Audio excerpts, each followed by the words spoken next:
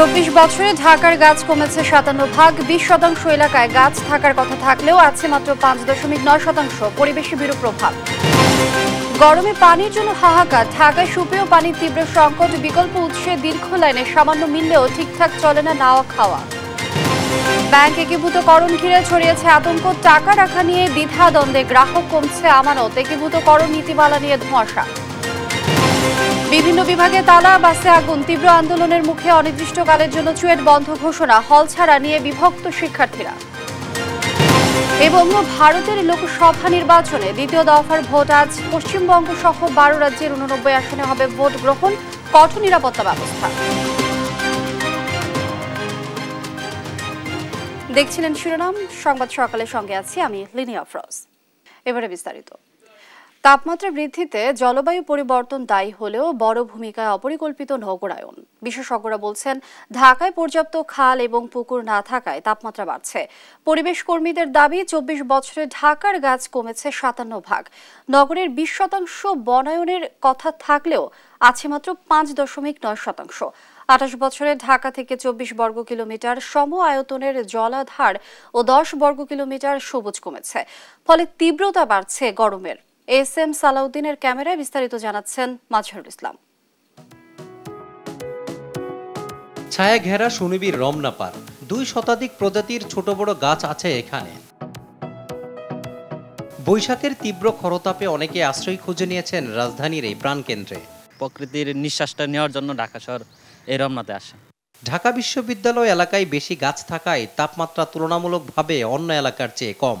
ঢাকার অন্যান্য অঞ্চলের চাইতে সবসময়ই 3 থেকে 4% তাপমাত্রা কম থাকে। ঠিক বিপরীত চিত্র, যেসব জায়গায় তুলনামূলক গাছ কম সেখানে তাপমাত্রা বেশি। সূর্যের তীর্যকতা দেখে মনে হয় আফ্রিকা মহাদেশের কোনো দৃশ্য, অথচ এটি রাজধানী ঢাকা, যেখানে প্রতিনিয়ত বৃদ্ধি পাচ্ছে তাপমাত্রা। তাপমাত্রা এত পরিমাণ বেড়ে যাচ্ছে, এই তুলনায় দেখা যাচ্ছে রাস্তায় ছাতা ছাড়া বের হওয়া যাচ্ছেই না টোটালি। এত গরম, এই গরমটা অসহ্য গরম, বাট যাইতে হইতেছে আমাদের। আবহাওয়াবিদরা বলছেন, রাজধানী ঢাকায় পর্যাপ্ত খাল ও পুকুর না থাকায় তাপমাত্রা বৃদ্ধি পাচ্ছে দিন দিন। গাছপালা যেমন বাড়াতে হবে, আমাদের আশেপাশের লেক, বিশেষ করে যেমন নরদ, খাল, বিল, এগুলোকে পরিষ্কার পরিচ্ছন্ন রেখে, নদী নালাগুলো পরিষ্কার পরিচ্ছন্ন রেখে পানির প্রবাহটা ঠিকমতো রাখতে হবে, তাহলে তাপমাত্রা কিছুটা স্বাভাবিক কমে যায়। নগর বিশেষজ্ঞদের মতে, নগরের তাপমাত্রা বৃদ্ধির জন্য জলবায়ু পরিবর্তন দায়ী হলেও অনেক দায় আছে কর্তৃপক্ষেরও। এখন যে তাপমাত্রাটা আছে সেই তাপমাত্রার প্রভাবটা, কনক্রিটের মাত্রা বেড়ে যাওয়া, সবুজ কমে যাওয়াটা আমাদের দেখা যাচ্ছে যে 5, 6, 7 ডিগ্রি সেলসিয়াসের মতো তাপমাত্রা আমাদের বেড়ে যাচ্ছে নগর এলাকাগুলোতে। এই জন্যই বৈশ্বিক তাপমাত্রাটাই শুধু না, আমাদের ধ্বংসাত্মক নগরায়ন আমাদের এই বর্তমান পরিণতির জন্য দায়ী। আর বেলার নির্বাহী প্রধান সৈয়দ রিজওয়ানা হকের পর্যবেক্ষণ, উন্নয়নের নামে যেভাবে গাছপালা নিধন করা হচ্ছে তার প্রভাবে দীর্ঘ হচ্ছে গ্রীষ্মকাল। তাপমাত্রা হয়তো আপনি সবসময় কমিয়ে রাখতে পারবেন না, যেটা বৈশ্বিক প্রভাবে হয়, কিন্তু সহনশীল বা সহনীয় মাত্রায় রাখবার জন্য আপনাকে গাছ অবশ্যই লাগাতে হবে। এই তাপটাকে প্রতিরোধ করার জন্য কি কি করা যায়, নাগরিক পর্যায়ে, সামাজিক পর্যায়ে, এলাকার পর্যায়ে, রাষ্ট্রীয় পর্যায়ে, সরকারি পর্যায়ে, এটা আমাদেরকে ঠিক করে এখনই কাজে নামতে হবে। ঢাকা শহর যে বসবাসের অযোগ্য হয়ে গেছে, আমরা তো বহুদিন যাবৎ বলছি। আপনি এই মুহূর্তে একটা গ্রামে যান, গ্রামে আপনার কাছে এতটা গরম লাগবে না। ঢাকার 20% এলাকায় গাছপালা থাকার কথা থাকলেও আছে মাত্র 5.9% এলাকায়। এটি রাজধানী ঢাকার ফুসফুস খ্যাত রমনা পার্ক, যেখানে রয়েছে পর্যাপ্ত গাছপালা এবং একটি লেক। তীব্র গরমে যখন অতিষ্ঠ জনজীবন, তখন কিছুটা হলেও স্বস্তি আছে এই জায়গাটিতে। গত 10 বছরে রাজধানী ঢাকায় যে অনুপাতে গাছ কাটা হয়েছে, লাগানো হয়নি সেই অনুপাতে, যার প্রভাব হারে হারে টের পাচ্ছে রাজধানীবাসী। প্রকৃতির বন্ধুখ্যাত এই গাছগুলোই পারে বিপর্যয় থেকে রক্ষা করতে। আসুন আমরা বেশি বেশি গাছ লাগিয়ে আমাদের নগরী ঢাকাকে সবুজের নগরী হিসাবে গড়ে তুলি এবং তাপদাহের বিপর্যয় থেকে রক্ষা করি। মাজহারুল ইসলাম, দেশ টিভি, ঢাকা। তীব্র দাবদাহে পানির জন্য হাহাকার বাড়ছে। রাজধানীর বিভিন্ন এলাকায় মিলছে না বিশুদ্ধ সুপেয় পানি। কোথাও খোঁজ মিললেও লম্বা সিরিয়াল দিয়ে নিতে হয় সীমিত পরিমাণ পানি। তা দিয়ে কোনো রকমে চলে রোজকার নাওয়া খাওয়া। রাজধানীবাসীর পানি ভোগান্তি নিয়ে জান্নাতুল মোহনার প্রতিবেদন। রাজধানীর পশ্চিম ভাসান থেকে ওয়াসারে লাইনের পানি দুর্গন্ধময়। গেল কয়েক বছরেও এ অবস্থার পরিবর্তন হয়নি এখানে। বিশুদ্ধ পানির অভাবে এলাকায় যেন বেঁচে থাকাই দায়। তীব্র গরমের মাঝে এমন পানি পান করে এলাকাবাসী পানিবাহিত নানা রোগে ভুগছেন। এ নিয়ে কর্তৃপক্ষের কোনো মাথা ব্যথাই নেই বলে অভিযোগ তাদের। গায়ে ঘামাসির মতন উঠে গেছে শরীরে, মানে এমন গুয়ের পানি আসে গন্ধের জ্বালায় খাওয়া যায় না, ঘামে অস্থির হয়ে যায়, ঘামে গন্ধ ছুটে যায়, কারণ তাও কিছু করতে পারি না পানি লেগে। রাজধানীর মোহাম্মদপুর ৩১ নং ওয়ার্ডের চিত্র। একে তো তীব্র গরম, তার উপর নেই পানি। অতিষ্ঠ হয়ে রোজ সকালে লাইন ধরে এলাকার আলফালা জামে মসজিদ থেকে পানি নিতে হয় স্থানীয়দের। সেই ১৯ রমজান থেকে পানি সংকটে ভুগছেন এ ওয়ার্ডের বিভিন্ন এলাকার বাসিন্দারা। অনেকে পানি ছাড়াই কাটিয়েছেন ঈদের দিন, আর এখন তীব্র দাবদাহে গোসল তো দূরের কথা, সুপেয় পানির হাহাকারে কাটছে তাদের জীবন। বড়দের পাশাপাশি শিশুরাও নিজেদের চেয়ে ভারী বোতল টানছেন সকাল সন্ধ্যা। পানি নেই আর হাত ব্যথা করে, পরে এই জন্যই বেঙ্গালি নিয়ে পানি ভরি। বুঝতে পারেন সারাদিন কাজ করার পরে পানি নিলে কেমন কষ্ট হয়। প্রচুর মানুষ সকাল ৬টা থেকে দূরে রাত্রে ১১টা পর্যন্ত পানি দেওয়া কুলান জানা, পানি ভরেও কুলান জানা। চাল দেওয়া পানিটাও যে গাছে ধোয়ার জন্য রেখে দেয়, তরকারি ধোয়ার জন্য পানিটা আমি নষ্ট করি না। বিশুদ্ধ পানি পেতে চাইলে ওয়াসার প্রতি গাড়িকে দিতে হচ্ছে ৬০০ থেকে ৮০০ টাকা, আর এজন্য অপেক্ষা করতে হয় গভীর রাত পর্যন্ত। অর্ডার করেছিলাম 12:30টার দিকে, রাত্রি 1:30টার সময় পানি পেয়েছি। আমরা কিনে আনছি, সেখানেও গাড়ি একটা তো কিউ আছেই, যারা দিতে আসছে তাদের আবার টিপসেরও ব্যাপার এখানে রয়ে গেছে। ছোট একটা গাড়ি দিচ্ছে 400 টাকা, সেটা আমার একবার চলছে, একবার উঠানো গেছে। এলাকাবাসীর দাবি, পাম্প ঠিক করার নামে নানা বাহানায় সময় পার করছে ওয়াসা। এনাদেরকে কমপ্লেনের পর কমপ্লেন করা হচ্ছে, এরা বলছে আচ্ছা দিচ্ছি দেবো, হচ্ছে আমরা কাজ করছি, কাজ করছে তো করছে। এলাকাবাসীর এমন অভিযোগ শুনে আগামী সোমবারের মধ্যে এলাকার পানির সমস্যা সমাধানের আশ্বাস দেন ওয়ার্ড কাউন্সিলর। কোনো গাফলতি নাই, তবে এই পাম্প একটা নতুন করে বোরিং করতে একটু সময় লাগে, এটা আশা করি সোমবার দিন থেকে পানি মানুষ পাবে। এছাড়া গুলশান, নন্দীপাড়া, ইব্রাহিমপুর, মণিপুর, সোলমাইট, মাটিকাটা সহ রাজধানীর বেশ কিছু এলাকায় চলছে তীব্র পানির সংকট। জান্নাতুল মোহনা, দেশ টিভি, ঢাকা। এদিকে তীব্র দাবদাহের মাঝে খুলছে শিক্ষা প্রতিষ্ঠান। ২৮ এপ্রিল থেকে শিক্ষা প্রতিষ্ঠান খোলার সিদ্ধান্ত জানিয়ে প্রজ্ঞাপন জারি করেছে শিক্ষা মন্ত্রণালয়। পরবর্তী নির্দেশ না দেওয়া পর্যন্ত শ্রেণী কার্যক্রম চলবে শনিবারও। তবে শিক্ষা প্রতিষ্ঠান খোলার সিদ্ধান্তে ঝুঁকি দেখছেন জনস্বাস্থ্যবিদরা। হাসান মাহমুদের রিপোর্ট। সপ্তাহের বেশি সময় ধরে সারা দেশে বয়ে চলা তীব্র তাপদাহে বিপর্যস্ত জনজীবন। এ অবস্থায় শিক্ষা প্রতিষ্ঠানের ছুটি ১ সপ্তাহ বাড়িয়ে ২৭ এপ্রিল পর্যন্ত করে শিক্ষা মন্ত্রণালয়। বৃহস্পতিবার তৃতীয় দফায় ৭২ ঘন্টা হিট অ্যালার্ট জারি করে আবহাওয়া অধিদপ্তর। কাছাকাছি সময়ে বড় ধরনের বৃষ্টিপাতের সম্ভাবনা না থাকায় তাপপ্রবাহ কমছে না বলে সতর্ক করেন তারা। এ অবস্থার মধ্যেও শিক্ষা প্রতিষ্ঠানের ছুটি আর বাড়ছে না বলে জানিয়েছে শিক্ষা মন্ত্রণালয়। প্রজ্ঞাপনে বলা হয়, আগামী রোববার থেকে যথারীতি শিক্ষা প্রতিষ্ঠান খোলা থাকবে। তাপদাহ সহনীয় পর্যায়ে না আসা পর্যন্ত অ্যাসেম্বলি বন্ধ থাকবে। পরবর্তী নির্দেশ না দেওয়া পর্যন্ত শনিবারও শিক্ষা কার্যক্রম চলবে বলে প্রজ্ঞাপনে জানানো হয়। তবে তীব্র তাপদাহের মাঝে শিক্ষা প্রতিষ্ঠান খোলা রাখলে শিশুদের স্বাস্থ্য ঝুঁকি বাড়বে বলে আশঙ্কা করছেন বিশেষজ্ঞরা। শিশুদের অসুস্থতার প্রধান দিকটা হচ্ছে, একটা হচ্ছে গরমে তাদের শরীরে থেকে ঘাম বেরিয়ে গিয়ে ডিহাইড্রেশন বা পানি শূন্যতা তৈরি হচ্ছে, কারো কারো শরীরে পানি শূন্যতার সাথে লবণ শূন্যতা তৈরি হচ্ছে, এবং সাথে সাথে ভাইরাসজনিত যে ডায়রিয়া সেটি হচ্ছে, কারো ভাইরাসজনিত নিউমোনিয়াও হচ্ছে, শিশুরা আক্রান্ত হচ্ছে এবং এগুলো নিয়ে তারা হাসপাতালে ভর্তি হচ্ছে। চলমান তাপপ্রবাহে ডায়রিয়া, পানিশূন্যতা ও হিট স্ট্রোকের মতো রোগী বাড়ছে সারা দেশের হাসপাতালগুলোয়। হাসান মাহমুদ, দেশ টিভি, ঢাকা। দুর্বলের সঙ্গে সবল ব্যাংকের একীভূতকরণ প্রক্রিয়াকে কেন্দ্র করে পুরো ব্যাংক খাতে এক ধরনের আতঙ্ক ছড়িয়ে পড়েছে। বিশেষ করে টাকা রাখা না রাখা নিয়ে দ্বিধাদ্বন্দ্বে ভুগছেন বেশিরভাগ আমানতকারী। এতে কমছে আমানতের পরিমাণ। এদিকে একীভূতকরণ নীতিমালা নিয়ে আশ্বস্ত হতে পারছেন না বিশ্লেষকরাও। বিস্তারিত আমেনা প্রণামীর প্রতিবেদন। অনিয়ম, খেলাপি ঋণ, তারল্য সংকট, সুশাসনের অভাব সহ দীর্ঘদিন ধরে নানামুখী সংকটে দেশের ব্যাংক খাত। টান পড়ছে বৈদেশিক মুদ্রার রিজার্ভেও। এ অবস্থায় শৃঙ্খলা ফেরাতে সম্প্রতি দুর্বল ব্যাংকের সঙ্গে সবল ব্যাংকের একীভূতকরণ প্রক্রিয়া শুরু করেছে কেন্দ্রীয় ব্যাংক। কিন্তু এ প্রক্রিয়া শুরুর পর থেকেই বিশৃঙ্খল অবস্থা যেন আরো বাড়ছে। একীভূতকরণ প্রক্রিয়াকে কেন্দ্র করে পুরো ব্যাংক খাতে ছড়িয়ে পড়েছে এক ধরনের আতঙ্ক। এরই মধ্যে বেসিক ব্যাংক 2000 কোটি টাকার বেশি আমানত হারিয়েছে, আর বর্তমানে আমানত রয়েছে প্রায় 12,000 কোটি টাকা। এদিকে বিডিবিএল থেকে প্রায় 100 কোটি টাকা তুলে নিয়েছে আমানতকারীরা। আমানতকারীদের আতঙ্কিত হওয়ার কোনো কারণ নেই বলে মনে করেন সোনালী ব্যাংকের ব্যবস্থাপনা পরিচালক। যেই গ্রাহক মনে করছেন যে তার ব্যাংক একত্রীকরণের ফলে আমানতটা ফেরত পাবেন কি না, এই সন্দেহ থাকার কোনো অবকাশ নাই।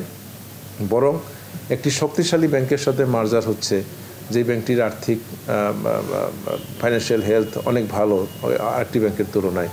সেক্ষেত্রে তার কি বলবো, আতঙ্কিত হওয়ার কোনো কারণ নেই, বরং এটি তার জন্য একটি স্বস্তি।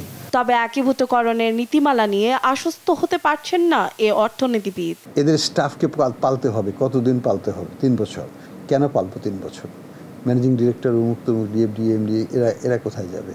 তো এই ইস্যুগুলো জন্য তো একটু ক্ষতিপূরণের প্রয়োজন আছে, তাই না? নতুন যারা অ্যাকোয়ার করবে তাদেরকে তো একটা কম্পেনসেট করতে হবে কোনো না কোনোভাবে। সেই কম্পেনসেশন মেকানিজমটা খুব ট্রান্সপারেন্ট হওয়া দরকার, যাতে বেশিও দেব না, কমও দেব না, এবং এটা এটা এক ধরনের ইন্টারনাল অ্যাসেসমেন্ট অ্যান্ড কম্পিটিশনের মাধ্যমে করাটা ভালো। সেই জিনিসগুলো সেইভাবে হয়নি। আর একীভূতকরণের নীতিমালা আরও গঠনমূলক উপায়ে করা দরকার ছিল বলে মনে করেন সাবেক এই গভর্নর। যে ব্যাংকগুলোকে খারাপ ব্যাংক বলে একীভূত করা হচ্ছে, যেখানে গরিব মানুষের অনেক সঞ্চয় আমানত আছে, যেটা কিছু অনিশ্চয়তার মধ্যে পড়ে যাচ্ছে, তাকে আমি এইভাবে একীভূত না করে হয়তো বিকল্পভাবে ওই ব্যাংকগুলোকে ভালো করার যে সমস্ত গ্রামার আছে, যে সমস্ত নিয়ম আছে, সেটাও করতে পারি। তবে ঘনীভূত সমস্যা থেকে উত্তরণে ব্যাংক খাতের সুশাসনের নিশ্চিতের বিকল্প নেই বলে মনে করেন ডক্টর ফরাজ উদ্দিন। আমেনা প্রণামী, দেশ টিভি, ঢাকা। অনির্দিষ্টকালের জন্য বন্ধ ঘোষণা করা হয়েছে চট্টগ্রাম প্রকৌশল ও প্রযুক্তি বিশ্ববিদ্যালয় চুয়েট। শিক্ষার্থীদের হল ত্যাগের নির্দেশ দিয়েছে প্রশাসন, তবে এই নির্দেশনা প্রত্যাখ্যান করেছে শিক্ষার্থীরা। এদিকে দাবি আদায় সব বিভাগে তালা ঝুলানোর পাশাপাশি বাসে আগুন দিয়েছে আন্দোলনকারীরা। বিস্তারিত ডেস্ক রিপোর্টে। সড়ক দুর্ঘটনায় 2 সহপাঠী নিহতের ঘটনায় প্রতিবাদে উত্তাল চট্টগ্রাম প্রকৌশল ও প্রযুক্তি বিশ্ববিদ্যালয়। আন্দোলনের চতুর্থ দিন বৃহস্পতিবার বেলা 11টার দিকে শহীদ মিনার প্রাঙ্গণে জড়ো হন কয়েকশো শিক্ষার্থী। দুপুর 12টার দিকে প্রশাসনিক ভবন ঘেরাও করে চুয়েটের 12 বিভাগের সব ফটকে তালাও ঝুলিয়ে দেয় তারা। শিক্ষার্থীদের এমন আন্দোলনের মধ্যে বিকালে অনির্দিষ্টকালের জন্য ক্যাম্পাস বন্ধ ঘোষণা করেন চুয়েট কর্তৃপক্ষ। তবে সিদ্ধান্তে ক্ষুব্ধ হয়ে বিশ্ববিদ্যালয় উপাচার্যের কার্যালয়ে তালা এবং তাদের কাছে জব্দ থাকা 2টি বাসের একটিতে আগুন ধরিয়ে দেন আন্দোলনরত শিক্ষার্থীরা। নিহত 2 শিক্ষার্থীর পরিবারকে ক্ষতিপূরণ সহ ঘোষিত দাবি পূরণ না হওয়া পর্যন্ত হল ত্যাগ করবে না বলেও ঘোষণা দেন তারা।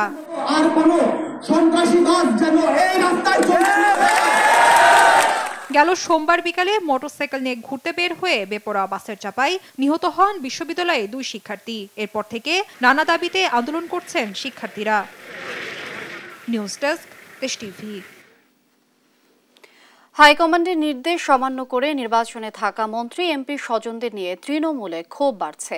তবে কেন্দ্রীয় নেতাদের আশা, নির্বাচন কমিশনের দেওয়ার সময় শেষ হলেও ভোটের আগেই তারা সরে দাঁড়াবেন। আর এই পরিস্থিতি তৃণমূল আওয়ামী লীগে কোনো প্রভাব ফেলবে না বলেও মত দিয়েছেন নেতারা। তৌফিক মাহমুদ মোনার রিপোর্ট। ষষ্ঠ উপজেলা নির্বাচনের প্রথম ধাপের ভোট 8ই মে। চলছে প্রচারণা। দলীয় প্রতীকবিহীন নির্বাচনে মাঠ দাপাচ্ছে স্থানীয় এমপি মন্ত্রীর স্বজনেরা। দলীয় প্রধানের নির্দেশ অমান্য করেই ভোটের মাঠে এখনো সরব এসব প্রার্থীরা। দায়িত্বপ্রাপ্ত সাংগঠনিক সম্পাদকরা বলছেন, দলের শৃঙ্খলা ফেরাতে নির্দেশ অমান্য করা এমপি মন্ত্রীদের অবশ্যই সাংগঠনিক শাস্তির মুখোমুখি হতে হবে। কি ধরনের শাস্তি হতে পারে নির্ধারণ হবে 30 এপ্রিল ওয়ার্কিং কমিটির বৈঠকে। যদিও নেতারা বলছেন ইসির সময় শেষ হলেও নির্বাচন থেকে সরে দাঁড়ানোর এখনো সময় আছে। প্রেসিডেন্ট আমার দলের, এবং তার নির্দেশনাটা হলো মানে এটা আল্লাহ রহির নাজিল হলে যেমন হয়, আমরা যারা আওয়ামী লীগ করি, আমার হাইকমান্ডের কোনো নির্দেশ আমার উপরে যখন আসে তখন এটা আল্লাহ রহি বান্দার উপরে যেমন নাজিল হয়, আমার উপরে পার্টির প্রেসিডেন্টের নির্দেশটা ওহি মতো নাজিল হয়। তো সেটা 100% আমি মেনে চলবো, এটি আমার স্বাভাবিক। সেই জায়গায় যদি আমি অমান্য করি তাহলে যে আমি যে দলটা করতেছি, যে দলের যে আমার বিশ্বাস, দলের প্রতি যে শ্রদ্ধাবোধ, সেটি তো আমার নাই। নিজ নিজ এলাকার গণতান্ত্রিক পরিবেশ নিশ্চিত করবার জন্য তারা এই আওয়ামী লীগের নির্দেশটি তারা প্রতিপালন করবেন। এখনও সময় আছে, সাংবাদিক সম্মেলন করে, সমাবেশ করে প্রার্থিতা থেকে সরে আসার সুযোগ আছে। আমি আশা করি তারা এই সুযোগটি গ্রহণ করবেন। মন্ত্রী এমপিদের স্বজনদের এসব কর্মকাণ্ড বিভেদ সৃষ্টি করছে তৃণমূলে। দীর্ঘ মেয়াদে যার বড় মাসুল দিতে হবে আওয়ামী লীগকে, এমনও মত দিয়েছেন অনেকে। তবে কেন্দ্র নেতাদের দাবি, উপজেলা নির্বাচনে মন্ত্রী এমপি স্বজনদের এসব কর্মকাণ্ড তৃণমূলে কোনো প্রভাব ফেলবে না। আওয়ামী লীগের সভাপতিমণ্ডলীর সদস্য বা আওয়ামী লীগের বড় নেতা, তার সন্তান বা তার শ্যালক বা তার ভাই বিদ্রোহী প্রার্থী হয়েছে, বাই নেম পত্রিকাগুলোতে নিউজ হচ্ছে, মিডিয়ায় নিউজ হচ্ছে। এতে করে ওই মানুষটি সমাজের কাছে কিন্তু হেয় প্রতিপন্ন হচ্ছে। নিজের সন্তান তার পিতাকে সমাজের কাছে হেয় প্রতিপন্ন করছেন। তো পিতা তো এখানে দোষ করেনি, সন্তানদের এই অনুভূতিটা থাকা উচিত। এই বড় বড় নেতাদের উপর যে বিষয়টা নিয়ে প্রতিদিন মিডিয়াতে আলোচনা হচ্ছে, এটাই তো কর্মীরা খুশি হইতেছে যে এই বড় বড় নেতারা অকাম করতেছে, এর বিরুদ্ধে পানিশমেন্ট হইতেছে, প্রতিদিন নিউজ আসতেছে, তাতেই তারা হ্যাপি। তো তারা তো এই যে মানলো না, এর জন্য যে সব মানে হতাশ হয়ে গেল তা কিন্তু না। কেউ অমান্য করতেছে, এটা নিয়ে প্রশ্ন উঠতেছে, এই জন্য সে তিরস্কৃত হচ্ছে, এই জন্য সমালোচিত হচ্ছে, এটাই তো একটা পানিশমেন্ট। এরই মধ্যে উপজেলা নির্বাচনে প্রার্থী হওয়া মন্ত্রী এমপি স্বজনদের তালিকা জমা দিয়েছেন দায়িত্বপ্রাপ্তরা। তৌফিক মাহমুদ মুন্না, দেশ টিভি, ঢাকা।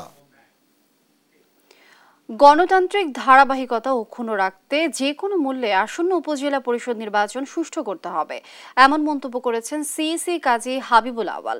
বৃহস্পতিবার সকালে নির্বাচন ভবনে জেলা প্রশাসক ও পুলিশ সুপারদের সাথে আইন শৃঙ্খলা বিষয়ক সভায় ভোটারদের নির্বিঘ্নে ভোট দেওয়ার পরিবেশ নিশ্চিতের নির্দেশ দেন তিনি। নূপুর মাহমুদের রিপোর্টে বিস্তারিত। উপজেলা পরিষদ নির্বাচন সুষ্ঠু করতে বৃহস্পতিবার নির্বাচন ভবনে মাঠ প্রশাসনের সাথে আইন শৃঙ্খলা বিষয়ক সভা করে নির্বাচন কমিশন। এতে স্বরাষ্ট্র ও জনপ্রশাসন মন্ত্রণালয়ের শীর্ষ কর্মকর্তা, পুলিশের প্রধান, সারা দেশের জেলা প্রশাসক, পুলিশ সুপার ও নির্বাচন কর্মকর্তারা অংশ নেন। সভাপতিত্ব করেন প্রধান নির্বাচন কমিশনার কাজী হাবিবুল আওয়াল। ভোটারদের নির্বিঘ্নে ভোট দেওয়ার পরিবেশ বজায় রাখতে স্বাগত বক্তব্যে পুলিশ কর্মকর্তাদের নির্দেশ দেন সিইসি। আসন্ন নির্বাচনগুলো, উপজেলা পরিষদের নির্বাচনগুলো, আরও যদি কোনো নির্বাচন থেকে থাকে, ইউনিয়ন কাউন্সিল ছোট ছোট, সেগুলো যেন সুন্দর সুষ্ঠুভাবে হয় এবং আমরা যেন এই জিনিসটাকে প্রতিষ্ঠিত করতে পারি যে বাংলাদেশে গণতন্ত্র আছে, আমাদের নির্বাচনের মতোই হয়ে থাকে।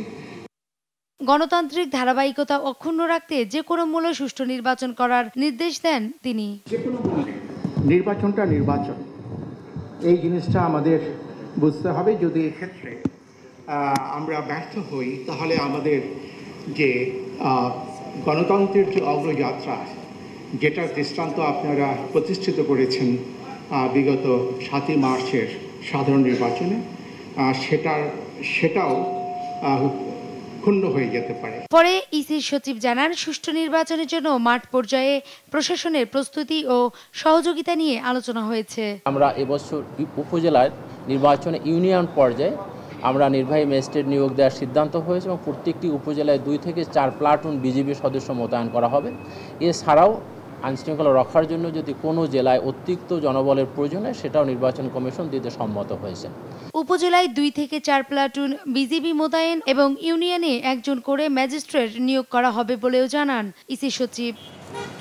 নূপুর মাহমুদ, দেশ টিভি, ঢাকা। সংবাদ সকালে আরো থাকছে। খুঁড়িয়ে খুঁড়িয়ে চলছে খুলনার আবু নাসের হাসপাতাল। চিকিৎসক সংকট, নেই আধুনিক যন্ত্রপাতি, তার উপরও পদে পদে নানা ভোগান্তি।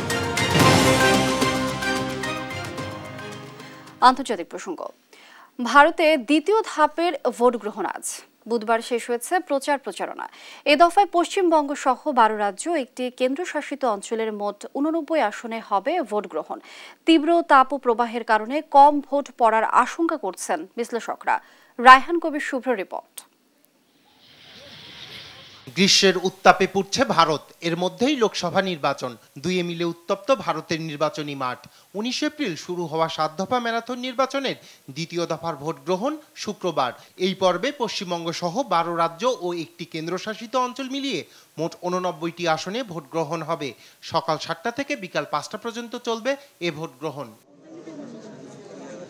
দ্বিতীয় ধাপের ভোটের জন্য প্রচারাভিযান শেষ হয় বুধবার সন্ধ্যায়, তাই শেষ দিনের প্রচারণায় ব্যস্ত সময় পার করেছেন প্রার্থীরা। ছুটে চলেছেন ভোটারদের দ্বারে দ্বারে, দিয়েছেন নানা প্রতিশ্রুতি। এদিন পশ্চিমবঙ্গে জনসভা করেন মুখ্যমন্ত্রী মমতা বন্দ্যোপাধ্যায়। জনসভায় মোদীকে স্বৈরাচারী সরকার বলে আখ্যায়িত করেন তিনি। এ আজাদি ঝুটা স্বাধীনতা তুলে দিতে চাইছে, দেশকে স্বৈরতন্ত্র বানাতে চাইছে, দেশ বিক্রি করে দিতে চাইছে, মানুষ বিক্রি করে দিতে চাইছে, ধর্ম বিক্রি করে দিতে চাইছে।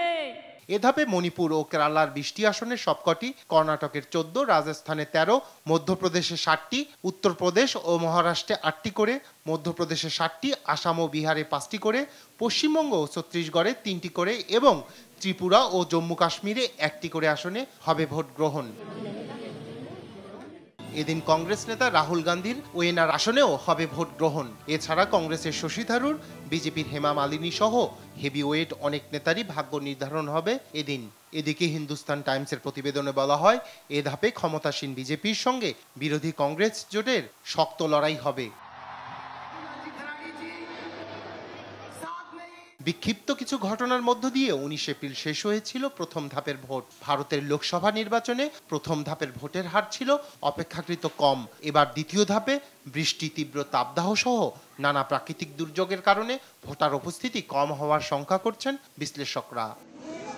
রায়হান কবির শুভ্র, নিউজ ডেস্ক, দেশ টিভি। দেখছেন সংবাদ সকাল।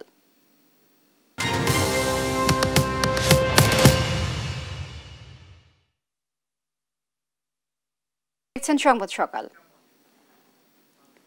বর্ষার আগেই ভাঙন দেখা দিয়েছে মেঘনায়। তীব্র স্রোতে ধসে পড়ছে ভোলার ইলিশা লঞ্চঘাট এলাকার নদীর তীরের রক্ষা বাঁধের সিসি ব্লক। এরই মাঝে নদী গর্ভে বিলীন হয়েছে বেশ কিছু দোকান ও ব্যবসা প্রতিষ্ঠান। ঝুঁকির মুখে রয়েছে শহর রক্ষা বাঁধ ও 3টি লঞ্চঘাট সহ একটি ফেরিঘাটও। ভোলা থেকে সহকর্মী ছোটন সাহার তথ্য ছবিতে ডেস্ক রিপোর্ট।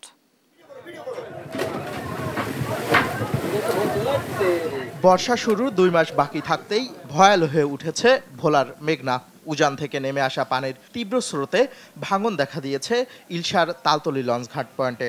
3 দিন ধরে চলা এ ভাঙনে ধসে পড়েছে নদী তীর রক্ষা বাঁধের সিসি ব্লক। এতে হুমকির মুখে পড়েছে মাছঘাট, লঞ্চঘাট ও কয়েকশো ব্যবসা প্রতিষ্ঠান সহ ঘরবাড়ি।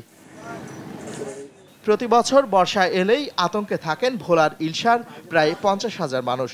এবার বর্ষার আগেই ভাঙনে আতঙ্ক বেড়েছে নদী তীরের বাসিন্দাদের মনে। এখন যে মিলে নদী ভাঙতেছে, এতে যায় দোকান, লঞ্চঘাট, মাছঘাট মিল্লা, ফেরিঘাট সহ এটা সম্পূর্ণ ঝুঁকির ভিতরে পড়ছে। এখন আমরা আছি এমন আতঙ্কের মধ্যে আছি, এমন অবস্থা খুব ভয়ঙ্কর। বলো আমরা ডাইবা যাই যে আমাকে তহবিল করে একটা মাছঘাটের ঘরে একটা লইয়া ডাইবা গেছে। কিছুক্ষণ পর পর ব্লক ভাঙ্গিয়া পড়ে।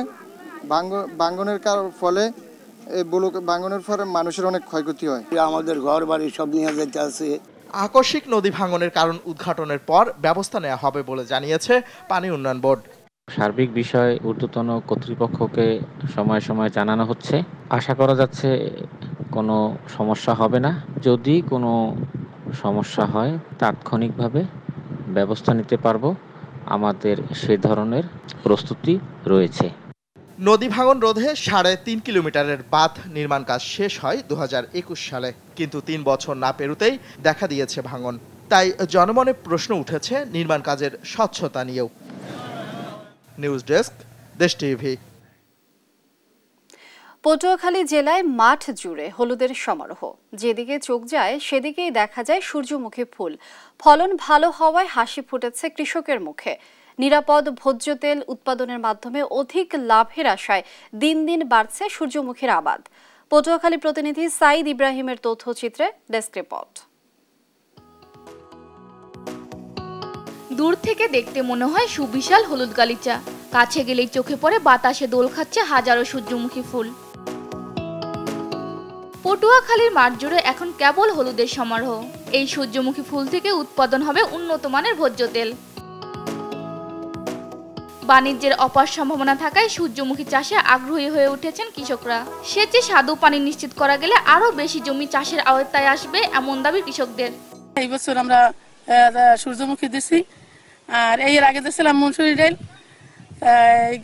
ডাইলের চাইতে কিন্তু আমরা সূর্যমুখীতে ভালো লাভবান করবো আল্লাহ চাইলে। অল্প খরচে আমরা যে লাভবান হয়েছি, যদি বৃষ্টি বদল না হয় তা আমরা খুব একটা লাভবান হব। সূর্যমুখীর সৌন্দর্য উপভোগে দূর দূরান্ত থেকে আসছে নানা বয়সী মানুষ। অপার সৌন্দর্য এই বাগানে না দাঁড়াইলেই মানুষ উপভোগ করতে পারবে না, অসাধারণ দৃশ্য। সূর্যমুখী বাগান অনেক দেখছি, কিন্তু এত বড় বাগান আর দেখিনি। দেখতে খুব ভালো লাগতেছে, খুবই এনজয় করতেছি। বিকাল হলে আরো সুন্দর দেখায়, এটা আরো অনেক জন আসে ছবি তোলে। এবছর হাইসান 30-36 বাড়ি সূর্যমুখী 2-3 জাতের সূর্যমুখী আবাদ করেছেন চাষিরা। গেল বছরের তুলনায় দ্বিগুণ জমিতে হয়েছে সূর্যমুখীর আবাদ। কৃষকরা সূর্যমুখী কর্তন শুরু করেছেন, ফলনও ভালো। আমরা আশা করতেছি যে কৃষকরা ভালো ফলন পাবেন এবং বিভিন্ন জায়গা থেকে ক্রেতারাও খোঁজখবর নিচ্ছেন সূর্যমুখীর বীজের দাম। এবছর জেলায় প্রায় 2150 হেক্টর জমিতে সূর্যমুখী চাষ করা হয়েছে। নিউজ ডেস্ক, দেশ টিভি। সংবাদ সকালে আরো যা থাকছে।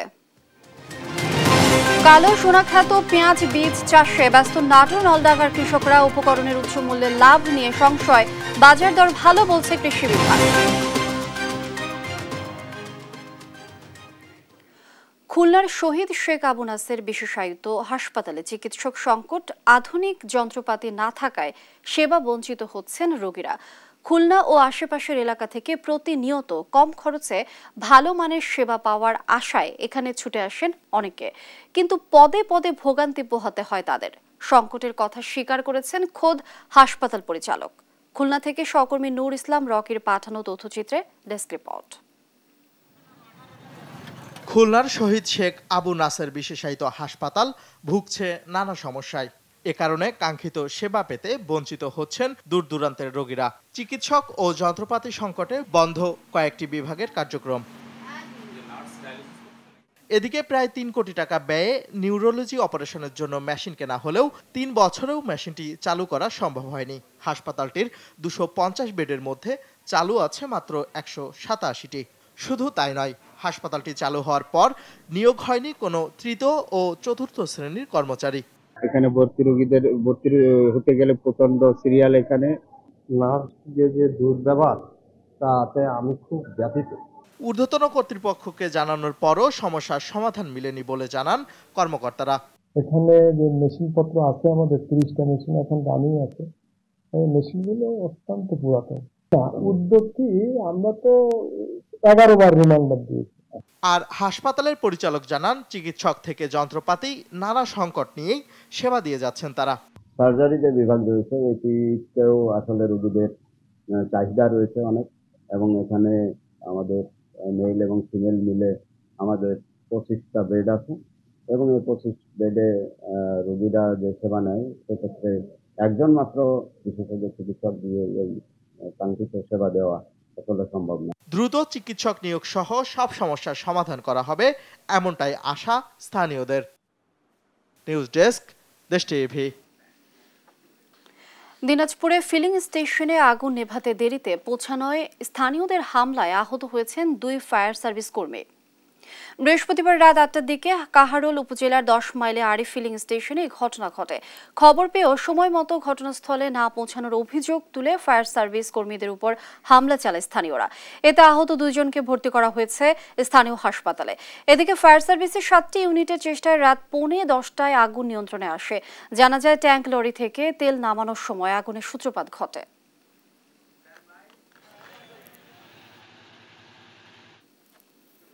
দেখছেন সংবাদ সকাল। ভালো লাভ হওয়ায় কালো সোনা খ্যাত পেঁয়াজ বীজ চাষে ব্যস্ত নাটোর নলডাঙ্গার কৃষকরা। জমি পরিচর্যা, আগাছা পরিষ্কার, পরাগায়ন ও কীটনাশক প্রয়োগ সহ নানা কাজে পুরুষের পাশাপাশি ব্যস্ত নারীরাও। বীজের বড় কদম চাষিদের মুখে হাসি ফোটালেও উপকরণের উচ্চ মূল্যের কারণে আগের মতো লাভ হয় না বলে জানান তারা। যদিও কৃষকরা আগের চেয়ে বেশি লাভবান হচ্ছেন বলে জানান সংশ্লিষ্টরা। নাটোর থেকে তরিকুল ইসলামের তথ্য ছবিতে ডেস্ক রিপোর্ট। নাটোরের মিনি কক্সবাজার খ্যাত পাটুলে 2 বিঘা জমিতে পেঁয়াজ বীজ চাষ করেছেন কৃষক শুকুর আলী। জমি তৈরি, পরিচর্যা, আগাছা পরিষ্কার, পরাগায়ন, কীটনাশক প্রয়োগ সহ আনুষঙ্গিক কাজে প্রতি বিঘায় তার খরচ 70 থেকে 80,000 টাকা। আবহাওয়া অনুকূলে থাকলে 4 লাখ টাকার বীজ বিক্রির স্বপ্ন দেখছেন তিনি। 1 বিঘা জমিতে মোটামুটি পেঁয়াজ যদি নিজস্ব থাকে তাহলে হয়তো বা 70-80,000 টাকা খরচ হবে। এবার আমি 2 বিঘা মাটি এই কদমের চাষ করেছি।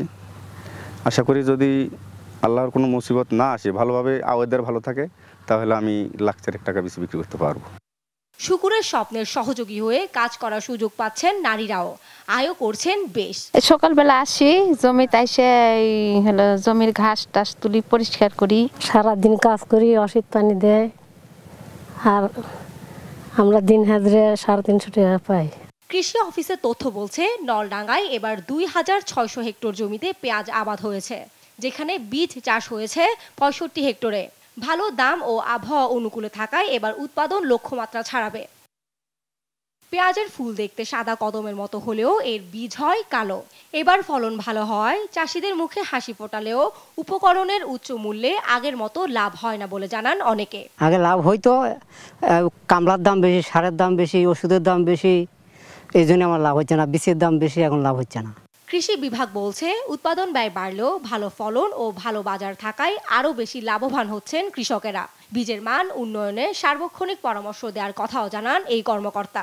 আবহাওয়া অনুকূলে আছে, আমরা দেখছি যে মাঠে খুবই ভালো অবস্থায় আছে। পেঁয়াজের বীজ উৎপাদন আশা করছি যে খুব ভালো হবে। নাটোরে মোট 88 হেক্টর জমিতে পেঁয়াজ বীজ চাষ হয়েছে, যার সিংহভাগই নলডাঙ্গায়।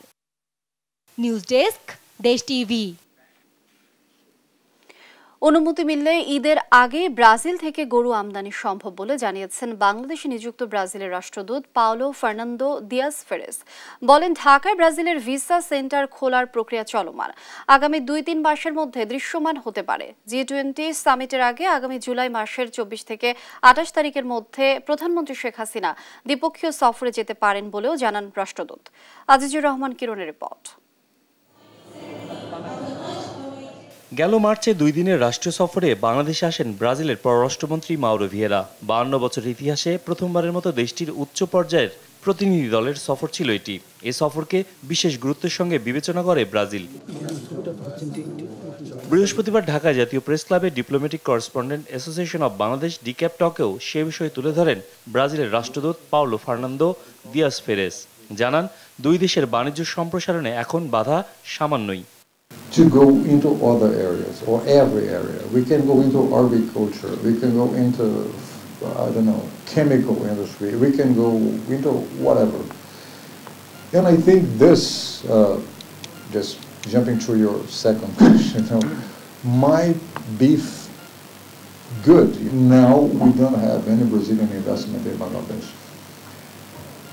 Mostly because it's a normal thing, like you invest normally, in neighboring countries, right? So because you are closer to the investment and you know the culture better. কোরবানির ঈদ সামনে রেখে ব্রাজিল থেকে জীবন্ত গরু পাঠানোর জবাবে রাষ্ট্রদূত জানান, গরু আনা সম্ভব, তবে প্রক্রিয়া জটিল। Live cattle by June. Yeah, okay. It's possible. It's possible. You see, I think they, I don't know where they are sending it, but they do it, so it's possible. In Dhaka, there are 4 slaughterhouses, governmental slaughterhouses, and they are all in a very bad shape, right? So I hope that in the next month, I would, last time I talked to my colleague in Brazil about this, she said, look, the decision has already been made. আগামী জুলাইয়ে G20 সম্মেলনের আগে প্রধানমন্ত্রী Sheikh Hasina Brazil সফরে কারিগরি সহযোগিতা চুক্তি, দ্বৈত কর চুক্তি স্বাক্ষর হতে পারে বলেও জানান রাষ্ট্রদূত। So she's going there before the summit, right? I don't know, she might also be invited for the summit, but this is a bilateral visit. চীন যুক্তরাষ্ট্রের অবস্থানের বিষয়ে রাষ্ট্রদূতের মন্তব্য, আন্তর্জাতিক আইন মেনে চলবে ব্রাজিল। ফলে আইপিএস বা বিআরআই নিয়ে আপাতত ভাবনা নেই ব্রাজিলের। আজিজুর রহমান কিরণ, দেশ টিভি, ঢাকা। দেখছেন সংবাদ সকাল।